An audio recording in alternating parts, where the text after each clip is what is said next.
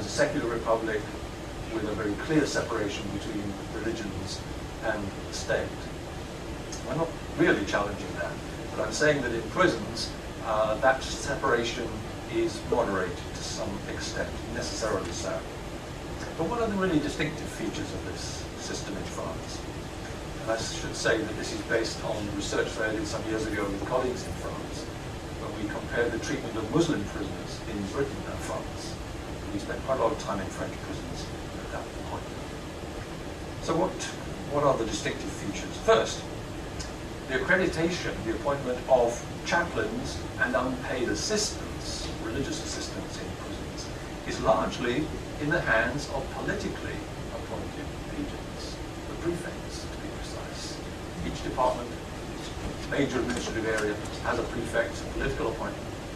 And if a prison governor or director, as he or she will be known in France, if the prison director wishes to appoint a chaplain, permission has to be sought from the prefect. That's quite a high political level. And so there is a political involvement in French prisons, which I don't think you find in the other countries that I've been to. But that's just a reflection of the centralized character of the French Republic. The second feature of the French system is that the number of chaplains who are paid to work in prisons, full-time or part-time, is extremely low, given the size of the prison population, given the diversity of the French prison population. There are very, very few chaplains available. There are many volunteers. They may not be misunderstood. There are many volunteers, but in terms of formal appointments and long-term careers in chaplaincy, there is very little in France compared with the other countries that we've talked about. And the third distinctive characteristic of the French system is that opportunities for collective worship are few and far between. I'll give you the example of a big prison, an old prison, close to the city of Lille. In that prison, there was no chapel. There was no designated area for collective worship. Instead, a Catholic priest living nearby came in once a week to take Mass at the end of a corridor. It was a dead-end corridor. So they could arrange about 25 chairs there, but they could not accommodate more than 25 people. There were something like 800 prisoners in that prison. And if you weren't on the list first, you didn't get a place at the Mass. And there was only one per week. Some indication. Now that's an exaggerated case, perhaps. Other prisons have a better provision. But we saw other prisons that were not unlike that one. And you'll note that I stress the word collective religious worship. The law says nothing about collective religious activity. The law relates to the right of individual prisoners to hold religious items in his or her cell, believe certain things, etc., see a chaplain. Nothing to do with collective activities. And that is how most prison administrators in France interpret the law and apply it. That is to say, they insist that everybody has the freedom of religion to believe what they wish and to do what they wish in the privacy of their own cell. Once they step outside the cell, they're in a territory designated by the administrators as public. You may not think of a prison as a public place, but in a prison administrator's eyes, surely the cell is private, the corridor, the hallway is public. So you can have a prayer mat, if you're a Muslim, in your cell, but if you carry it through the prison on your shoulder, go to somewhere else with it, you're in breach of prison law. That's a very interesting implementation of the notion of religious freedom, free to do what you want in the privacy of your own cell. It also means that some prisons provide very little in the way of, say, halal food for Muslim prisoners. Again, the administrators respond by saying, well, that's up to the individual prisoner. If he or she wants to eat halal food, they can go to the prison shop, the canteen, they can buy something there. And they do, they buy tinned fish. But the prison itself doesn't feel under any obligation to provide it. So it is a very distinctive response. Let's move to Canada. Now, you know much more about Canada than I do, but I'll risk this, having looked at some of the formalities involved. The legislation that governs the everyday operations of correctional services of Canada is, as I'm sure sure you know this, the Corrections and Conditional Release Act of 1992. And that itself is guaranteed by the Canadian Charter of Rights and Freedoms. And that legal framework provides for a chaplaincy program in Canadian prisons, federal prisons. And that program aims at the promotion, and I quote, the promotion of religious rights and obligations of offenders, of the protection, the promotion of religious rights and obligations. Interesting language. I don't think I've seen that in another country. Well, we can discuss that. Within this framework then, within Canada, and within the secondary regulations, the chaplaincy program of correctional services in Canada has a policy called religious and spiritual accommodation. And this policy lays down the conditions that are necessary for providing religious inmates with access to an adequate level of resources and opportunities. And I quote, to practice their religion or spirituality as fully as they desire, brackets, up to a level that is generally available to people in the community, close brackets, within the correctional setting. I've never seen that in any other country, right? That is a very ambitious aim, to provide in prisons a level of religious activity that matches the activities outside prisons. However low that may be, even to meet that level in prison is pretty demanding. And I'll be very interested to find out whether that is actually the case. But that's what the policy says.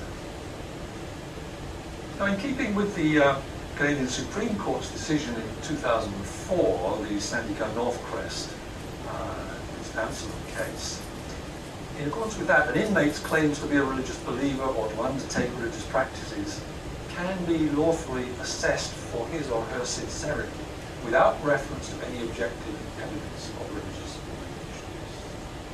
Has the right to claim to believe something, and it can be tested, but not against objective evidence of religious obligations. But in prisons, correctional authorities still rely in part on the guidance offered by leaders of Canadian religious groups about their faith and traditions. And since I can't presume that you're familiar with this document, let me show you one extract. Religious and Spiritual Accommodation in Correctional Services of Canada Institutions, 2006. As far as I know, this is the one that's still in operation. And what this says is that offenders may determine their own beliefs.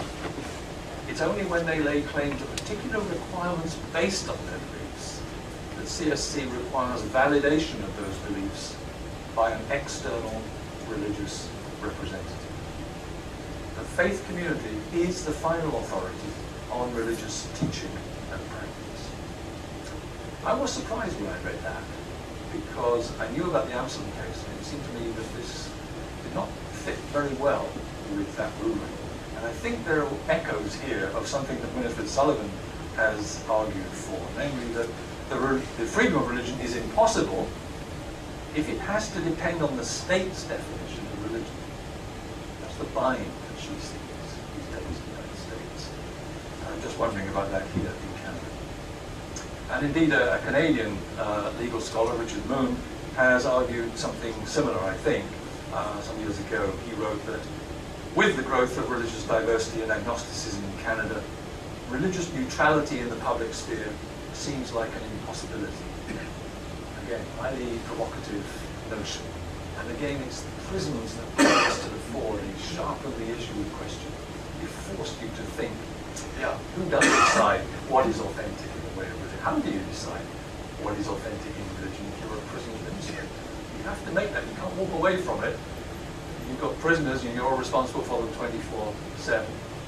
Therefore, it's something you can't just ignore. This is the Canadian response. So perhaps for me, the most striking feature of the provision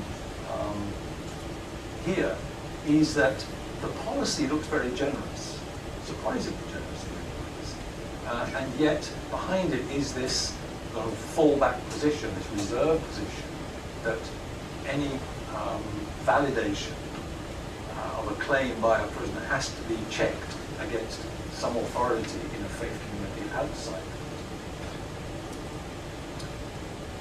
Now, what do we get on the other side of the border in the United States? I'm going to talk only about the Federal Bureau of Prisons here. The Federal Bureau of Prisons is actually responsible for something like 10% of prisons in America. Of all the 2 million people incarcerated in the United States, only 10% are held in federal institutions. And there are 160 correctional institutions in the Federal Bureau of Prisons. It has a religious services branch. You may be surprised. There's a sharp separation of religion and state in the United States. They're very proud of it. But their prison service has a religious services branch. And there are good reasons for that. And the Bureau's policy is to aim at providing, and I quote, this is from a document of 2004, issued by the United States Department of Justice. Their policy aims at providing inmates of all faiths with reasonable and equitable opportunities to pursue religious beliefs and practices within the constraints of budgetary limitations and consistent with the security and orderly running of the institution and the Bureau of Prisons. Classic, yeah, you can have it, but we could take it back if you cost too much or you threaten the order of the institution. And you find that all around the world. Constitutions have that in it, and certainly prison laws have that in it. But note the phrase reasonable and equitable. That is very important in the Bureau of Prisons in the United States. Reasonable and equitable. And I think the most striking feature of the provisions that the American Bureau of Prisons makes for protecting inmates' free exercise of religion is a requirement that religious resources will be equitably distributed for the benefit of all inmates. That's the official line. Equitably distributed for the benefit of all inmates, and that, I quote, chaplains, regardless of their own faith backgrounds, are expected to minister to all who live and work in the institution. So, there are no Protestant or Muslim chaplains in the Federal Bureau. There are chaplains who happen to be Protestant and happen to be Muslim, but they're there as institutional chaplains, generic chaplains. It's an interesting way to do it. And yet, for all that apparent generosity and concern with equity and justice in the system, which is right, for all that, numerous cases come to court every year from prisoners alleging some infringement of their right to practice religion in the Federal Bureau of Prisons institutions. It's a major industry in a sense, in that there are very highly specialized lawyers who deal with these cases.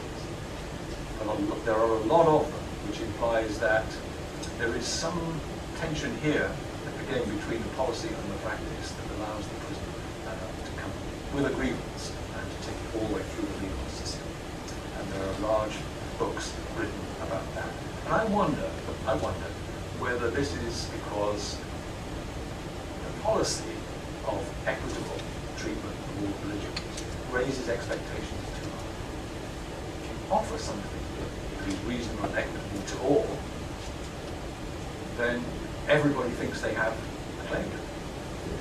And if they say, no, we're not going to allow Satanists, for example, to practice their faith in prison for whatever reason, they feel unjustly done by, rightly so. So it may be just that the expectations are too high, but there's scope for a lot more research on that. Now, let's get to England and Wales. Here we've got a very different set of religions for historic reasons. What we find in England and Wales is that historically the Church of England, the Anglican Church, has dominated. Many features of British prisons are there because Anglican chaplains put them there hundreds of years ago, and they've remained there. And the legislation that is still in place dates from 1952, Prison Act 1952, gives prisoners no general right to practice their religion. There is nothing in the Prison Act 1952 about freedom of religion, the right to practice religion, equity. None of that is there.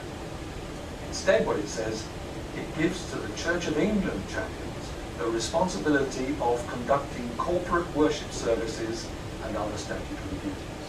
No, corporate worship services. If you remember, think back what I said about France, about the United States, it's very much in terms of the individual right. Individual's right to practice whatever he or she wants to in their own cell in France.